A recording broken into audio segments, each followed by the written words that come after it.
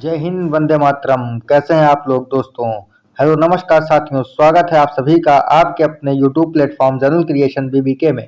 दोस्तों, आज हम आपसे सीटेट के पर्यावरण से संबंधित फैक्ट लाए हैं दोस्तों, जिसके बारे में आज हम आपसे चर्चा करेंगे। दोस्तों, आइए जल्दी से समझ लेते हैं। पर्यावरण पर्यावरण का अर्थ क्या है दोस्तों? पर्यावरण शब्द हिंदी के दो शब्द परि प्लस आवरण से मिलकर बना है दोस्तों। किससे मिलकर बना है? हिंदी के दो शब्द परि तथा आवरण से मिलकर बना है। परि का अर्थ होता है चारों तरफ तथा आवरण का अर्थ होता है दोस्तों घेरा। क्या होता है? घेरा। इस प्रकार से पर्यावरण के अर्थ है चारों तरफ से घेरना। दोस्तों, क्या हुआ?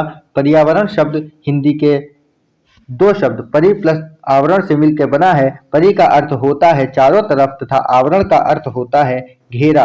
इस प्रकार से पर्यावरण का अर्थ चारों तरफ से घिरा हुआ होता है दोस्तों।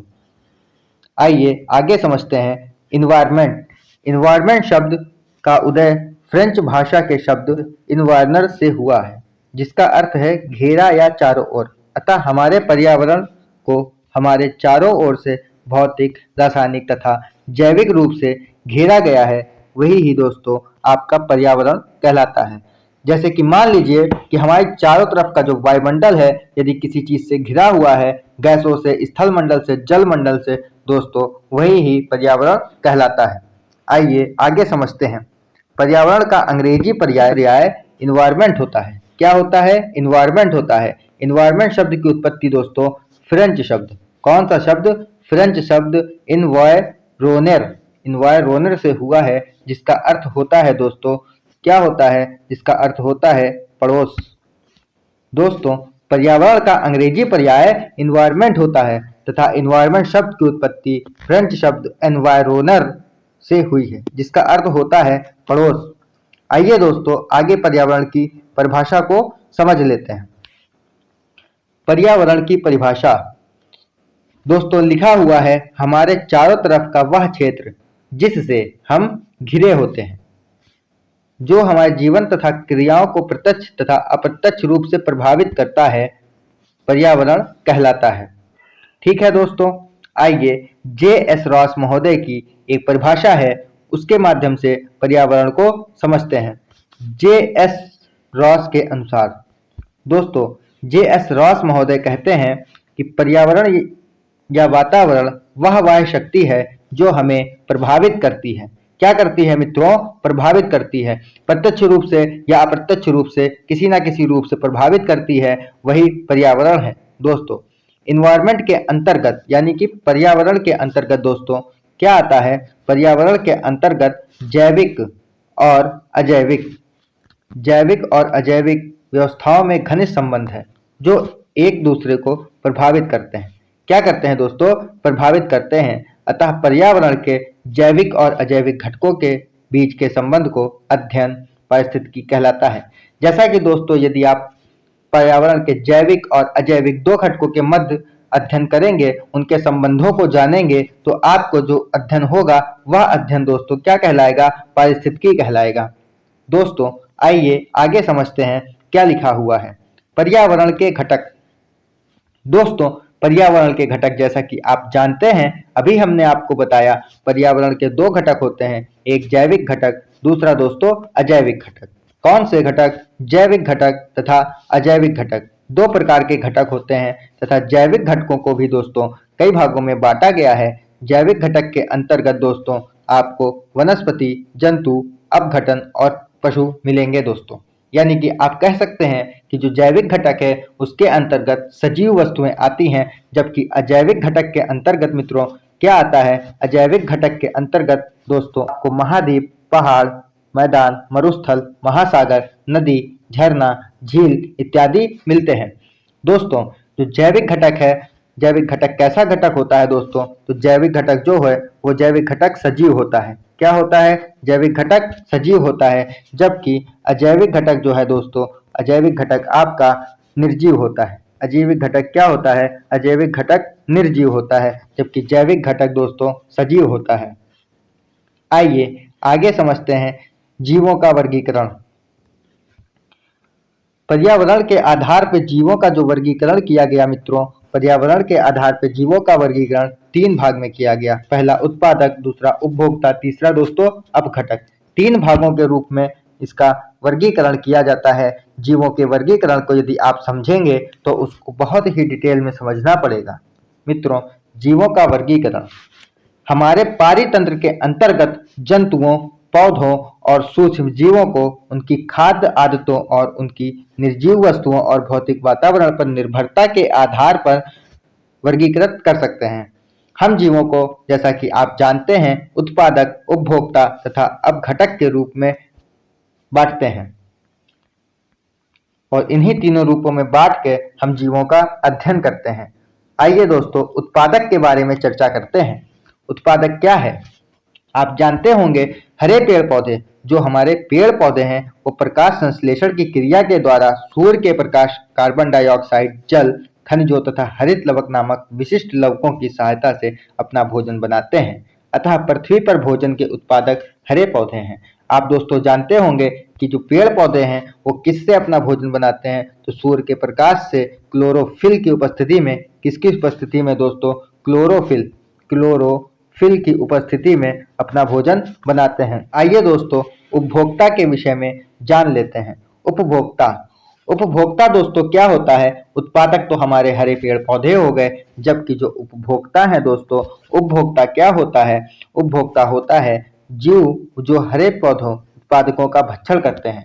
यानी दोस्तों, वे जीव जो पेड़ पौधों को खाते हैं उपभोक्ता समूह में आते हैं, यानी कि वह उपभोक्ता कहलाते हैं। वे कार्बनिक पदार्थों से अपनी ऊर्जा प्राप्त करते हैं और परपोषी कहलाते हैं। दोस्तों, पेड़ हमारे जो होते हैं, पेड़ क्या होते हैं? पेड़ स्वपोषी होते हैं, जबकि उपभोक्ता परपोषी होते हैं। परपोषियों में शाकाहारी जो जीवित पौधों और उनके उत्पादों के उपयोग से ऊर्जा प्राप्त करते हैं, और मांसाहारी जो जीवित जंतुओं के उपयोग से ऊर्जा प्राप्त करते हैं आते हैं। यानी दोस्तों, अगर देखा जाए तो उपभोक्ता के अंतर्गत कौन कौन से आते हैं? उपभोक्ता के अंतर्गत शाकाहारी भी आते हैं, मांसाहारी भी आते हैं, सर्वाहारी भी आते हैं। दोस्तों, आइए उपभोक्ता को हम डिटेल से समझते हैं।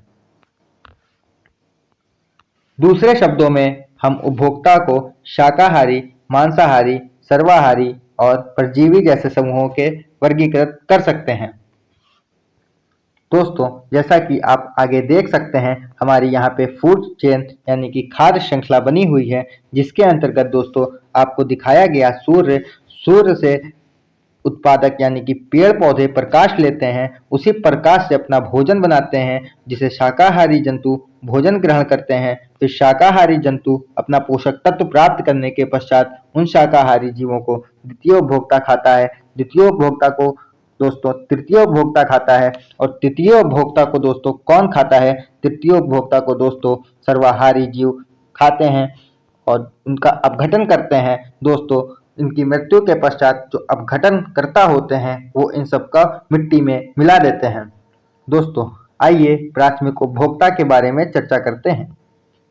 प्राथमिक उपभोक्ता दोस्तों, जैसा कि लिखा हुआ है प्राथमिक उपभोक्ता, यानी दोस्तों प्राथमिक उपभोक्ता वे उपभोक्ता हैं जो उत्पादकों या हरे पौधों एवं उनके उत्पादों से भोजन प्राप्त करते हैं। जैसे दोस्तों यहाँ पे लिखा हुआ है टिड्डा, जैसे कीट, जैसे गाय, जैसे खरगोश, जैसे पशु आदि। यानी कि दोस्तों इसके अंतर्गत कौन आता है? इसके अंतर्गत मित्रों शाकाहारी जंतु आते हैं। कौन आता है? शाकाहारी जंतु आते हैं। ठीक है दोस्तों, प्राथमिक उपभोक्ता को जानने के बाद आपको द्वितीयक उपभोक्ता के बारे में जानना होगा। द्वितीयक उपभोक्ता जो है दोस्तों, द्वितीयक उपभोक्ता के अंतर्गत वे जीव आते हैं दोस्तों जो कि प्राथमिक उपभोक्ता को खाते हैं। यानी जैसे प्राथमिक उपभोक्ता में आपने पढ़ा था टिड्डी, तो दोस्तों प्राथमिक उपभोक्ता तो टिड्डी हो गया।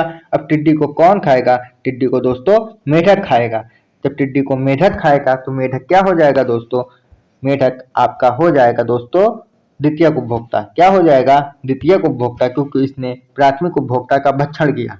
दोस्तों, अब आपको समझना होगा तृतीयक उपभोक्ता। क्या समझना होगा दोस्तों? तृतीयक उपभोक्ता के अंतर्गत दोस्तों वे उपभोक्ता आते हैं जो द्वितीयक उपभोक्ताओं को खाते हैं, जैसे कि सांप। ठीक है दोस्तों, सांप तो दोस्तों जैसे यहाँ पे स्नेक बना हुआ है, तो स्नेक क्या है? स्नेक दोस्तों तृतीयक उपभोक्ता हुआ। आपने जब पढ़ा कि पहले प्राथमिक उपभोक्ता में दोस्तों क्या आया? टिड्डी आई। टिड्डी के बाद द्वितीयक उपभोक्ता में दोस्तों मेढक आया, क्योंकि टिड्डी को मेढक ने खाया। फिर मेढक को किसने खाया? मेढक को दोस्तों सांप ने खाया। टिड्डी प्राथमिक उपभोक्ता हो गया, मेढक द्वितीयक उपभोक्ता हो गया, सांप दोस्तों तृतीयक उपभोक्ता हो गया। उम्मीद करते हैं प्राथमिक उपभोक्ता, द्वितीयक उपभोक्ता और तृतीयक उपभोक्ता आपको समझ में आया होगा। दोस्तों इसके बाद आपका अपघटक आता है। कौन आता है मित्रों? तो अपघटक। अपघटक के बारे में हम बता चुके आपको मित्रों। अपघटक सबसे महत्वपूर्ण रोल अदा करते हैं हमारे पारिस्थितिकी तंत्र को प्रभावित करने से बचाने के लिए, या हमारे पारिस्थितिकी तंत्र का बैलेंस बनाए रखने के लिए। दोस्तों अपघटक, अपघटन की प्रक्रिया एक जीव की मृत्यु प्रारंभ होती है। यानी कि जो अपघटक होते हैं वह जब कोई जंतु मर जाता है, प्राथमिक उपभोक्ता, द्वितीयक उपभोक्ता, तृतीयक उपभोक्ता के रूप में मर जाता है, तो जब ये मरते हैं उसके पश्चात अपघटक अपना कार्य करना प्रारंभ करते हैं, जिसमें सूक्ष्म जीवों का एक ऐसा समूह है जिसमें जीवाणु और कवक आते हैं। यदि आपसे पूछा जाए मित्रों कि अपघटककर्ता के अंतर्गत कौन आते हैं, तो आप बताएंगे जीवाणु और कवक आते हैं। कौन आते हैं? जीवाणु और कवक आते हैं। वे जीव अपशिष्ट पदार्थों व मूल अवशेषों को तोड़ते हैं, अतः इन सूक्ष्म जीवों को क्या कहा जाता है मित्रों? तो अपघटक कहा जाता है। क्या कहा जाता है? अपघटक कहा जाता है दोस्तों। उम्मीद करते हैं दोस्तों आपको आज का वीडियो अच्छा लगा होगा। यदि वीडियो अच्छा लगा हो तो वीडियो को लाइक करिएगा, शेयर करिएगा और चैनल को सब्सक्राइब करना ना भूलिएगा। दोस्तों आप इन चैनल पे बने रहिए, आपको लगातार पर्यावरण से संबंधित सभी नोट्स प्राप्त होते रहेंगे। आपका सीटेट में 30/30 दोस्तों कितने 30/30 लाना आपकी गारंटी है। हम आपको 30/30 दिलाएंगे, इसी PDF से दिलाएंगे दोस्तों। थैंक यू, धन्यवाद, जय हिंद, वंदे मातरम।